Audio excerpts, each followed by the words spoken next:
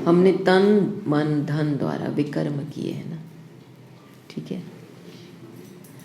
अभी जो विकर्म किए हैं उसकी सज़ा तो मिलेंगी, लेकिन बाबा भी ये कहता है बच्चे आप मुझे याद करेंगे ना तो आपके विकर्मों का बोझा कट जाएगा। लेकिन हमारी इतनी याद की शक्ति होती तो थोड़ा परसेंटेज जो रह जाता है ना उसका भोगना पड़ता है, लेकिन वो बहुत माइनर परसेंटेज है। ऐसे विशेष रत्नों के लिए हम कर्म भोग भी नहीं बोल सकते हैं। ये तो बाबा सेवा में परिवर्तन कर लेता है, क्योंकि उन्होंने इतने सालों तक श्रेष्ठ कर्म करते आए हैं, एक प्रकार की मानसिक स्टेबिलिटी स्ट्रेंथ है, तो वो कर्म भोग महसूस नहीं होता है। हमारी जो गुलजार दादी जी थे ना, उनको जब कैंसर हुआ था तो हम दादी को पूछते, दादी पेन नहीं है? नहीं, बिल्कुल पेन नहीं महसूस होता था। उस समय बाबा बचा लेता है। आत्मा की मनसा जितना आप ट्रेन करेंगे कनेक्शन में रहते हुए, तभी उस समय जब भोगना का भी समय होता है तो भी बाबा बचा लेता है आपको, क्योंकि ये एक आपके ऊपर है पुरुषार्थ, ये है सतो प्रधान पुरुषार्थ। कुछ भी हो जाए बाबा के साथ कनेक्शन नहीं टूटना चाहिए। तो पहले जीवन का कर्म ऑफ कोर्स कुछ न कुछ दादी को भी एक बारी हुआ था ना, तो बाबा ने मैसेज भेजा, ये कोई पूर्व जन्म का छोटा मोटा हिसाब किताब रहा है, क्योंकि ये सारे 108 में आने वाले हैं। अभी आप सोचो 108 पिरामिड की पीक है ना,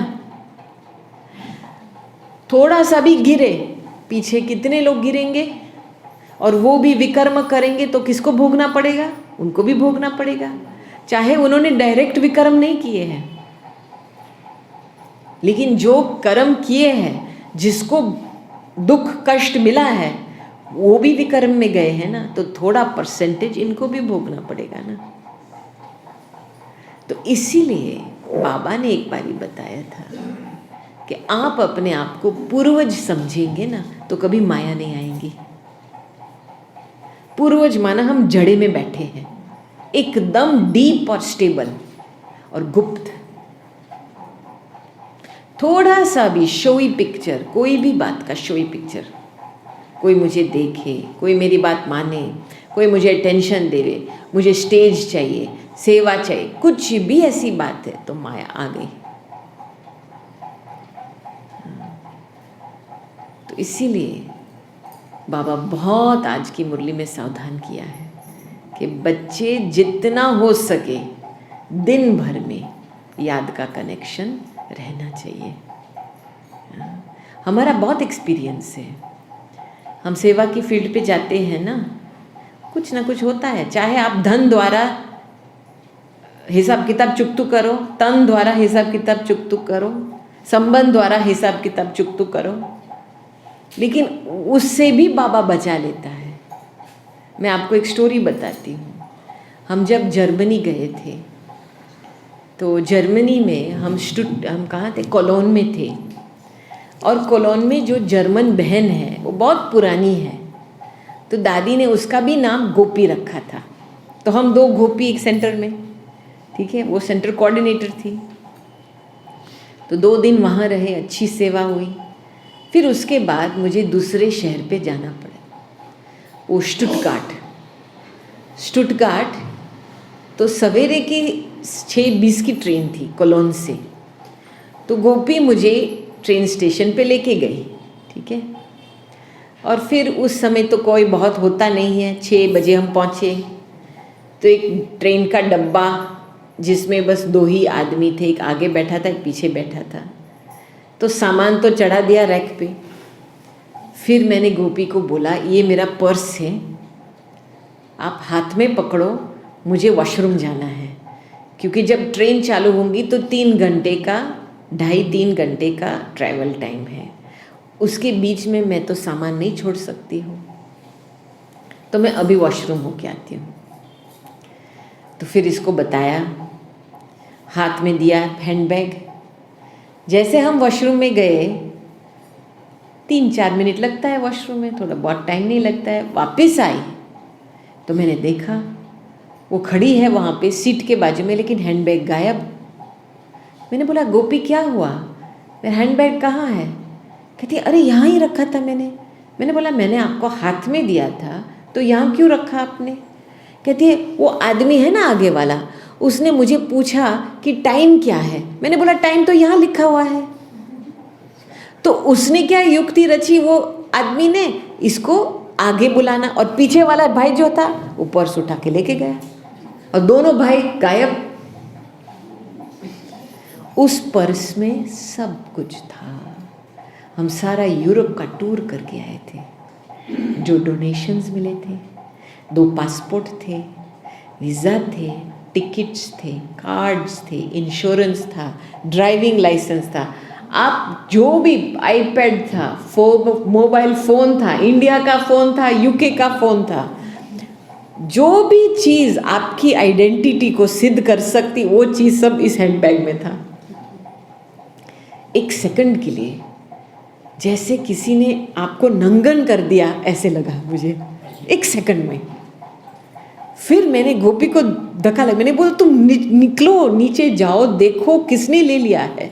वो बेचारी मूंझ गई, घबरा गई, तो नीचे उतरी, ऐसे ऐसे देखने लगी। फिर मुझे पता चला इनसे तो कुछ होने वाला नहीं है, अभी तो डिसीजन लेना है जाए या रहे। तो मैंने फिर उसको वापस बुलाया, मैंने बोला चलो सामान उतारो, हम नीचे रहते हैं। अभी देखो मन में क्या होता है। मन में मुझे पता था ये मिलने वाला नहीं है, मुझे इमीडिएट जैसे दृश्य दिखाई दिया, ये मिलने वाला नहीं है। फिर भी अभिमान क्या कहता है, नहीं ऐसे कैसे हो सकता है, जाओ कोशिश करो, ऐसे कैसे हो सकता है। तो हम दोनों ऐसे पूरा स्टेशन का राउंड मारते थे, और जैसे जाते थे कोई सब ये दोनों आदमी गायब ही हो गए थे। फिर ऐसे दूसरा चक्कर लगाया तो फिर पुलिस स्टेशन तक पहुँचे। अंदर एक पुलिस स्टेशन है, तो एक भाई वहाँ बैठा था ऐसे आधी नींद में, क्योंकि 6 बजता था सवेरे को, 6:10 हुआ था उस समय। तो वो नींद कर रहा था आधी नींद में। तो मैंने बोला sir my purse is stolen. एक oh no not another one, और मुझे 2-3 कागज़ दिए ऐसे करके। मैंने बोला ये क्या है? कहते फॉर्म भरना है। तो मैंने वो फॉर्म लिया और एक एक चीज़ जो भी मुझे याद आया मैंने उस फॉर्म पे लिखा था कि क्या इस पर्स में क्या चीज़ें थी, क्योंकि वो तो लिखना है ना, पुलिस रिपोर्ट भरना है। तो 1.5 पेज का फॉर्म था, ठीक है। मैंने उसको वापस दे दिया।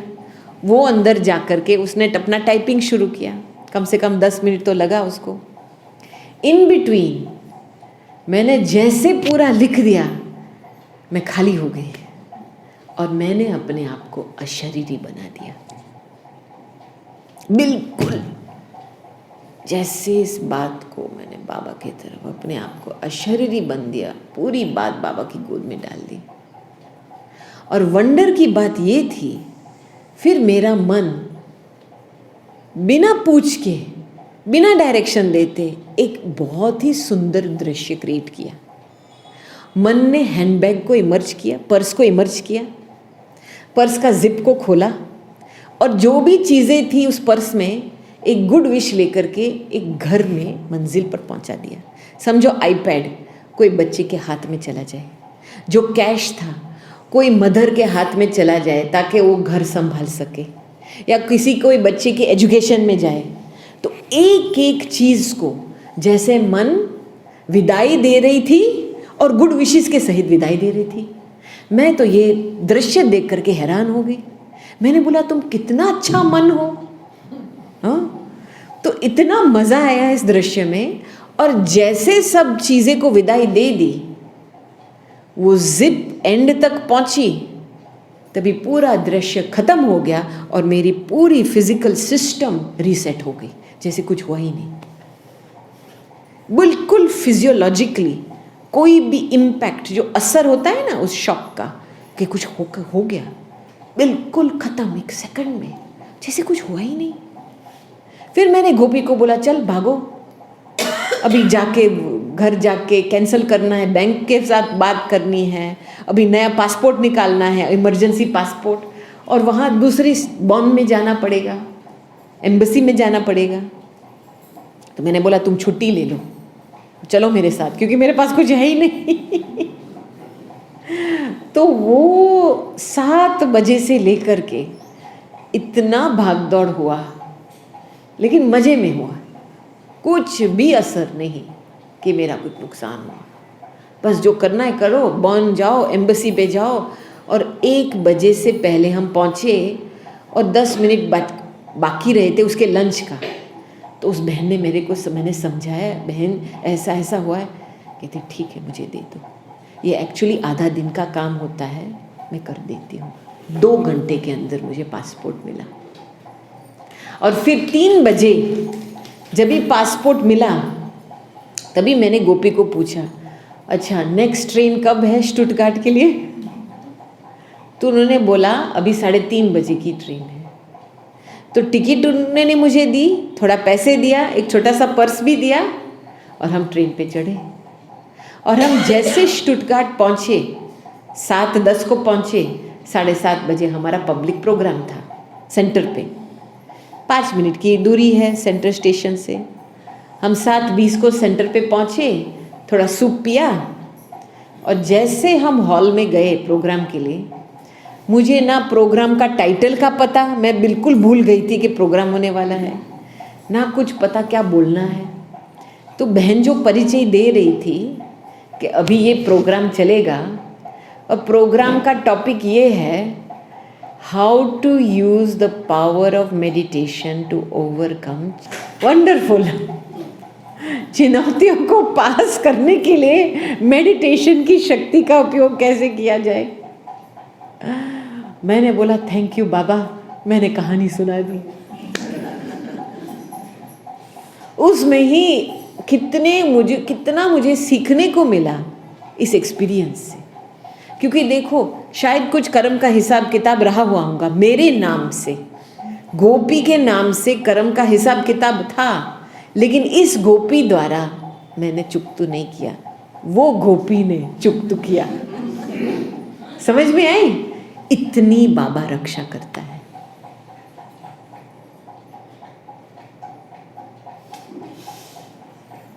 ठीक है ना? तो अभी आप कर्म भोग का सोचो ही नहीं, अटूट याद की मेहनत में रहो, और आप देखेंगे कैसे बाबा आपको फटाफट कई चीज़ों से पार लेके जाता है। आपको महसूस ही नहीं हुआ कि हमारा कुछ कर्म भोग हुआ। मुझे कुछ महसूस ही नहीं हुआ कि मेरा कर्म भोग था। कोई फिर मेरे पास आए पूछने के लिए, बहन जी आपको ऐसे नहीं लगा इतना सारा नुकसान हुआ, आपके पैसे गए? मैंने बोला मैं ब्राह्मण आत्मा हूँ, मैं परमात्मा शिव की संतान हूँ। मैंने कभी आज दिन तक कुछ मैंने वेस्ट नहीं किया है, मेरा कुछ भी चीज़ नुकसान नहीं हो सकता है, मैं दृढ़ संकल्प करके देती हूँ। समझो इसने मेरा पर्स चोरी किया तो ये लास्ट बारी होगा उसके लिए, इसके बाद उसको कभी भी चोरी करना नहीं पड़ेगा। माना इतना विश्वास था मेरे में कि इससे कुछ भला होगा ही। तो बात ये है ना, खेल है ना, एंजल्स एक खेल है। परमात्म याद प्यार की लीला देखो, वंडरफुल है। मैं आपको बताऊं, मेरे पास बहुत ऐसे स्टोरीज हैं, सेवा के तत्पर रह करके कैसे बाबा रक्षा करता है।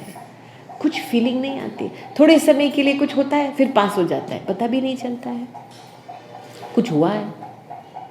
ऐसे बाबा आत्मा को बचा के रखता है। समझ में आई बात? इसीलिए कर्म भोग नहीं, सेवा। हम ब्राह्मण हैं, हमारे से ही औरों को कल्याण होगा, औरों का कल्याण होगा ना। तो वही भावना लेकर के चलेंगे ना, तो नुकसान भी परिवर्तन होकर के कल्याण बन जाएगा किसी के प्रति। हाँ? ओके, ठीक है ना सभी को?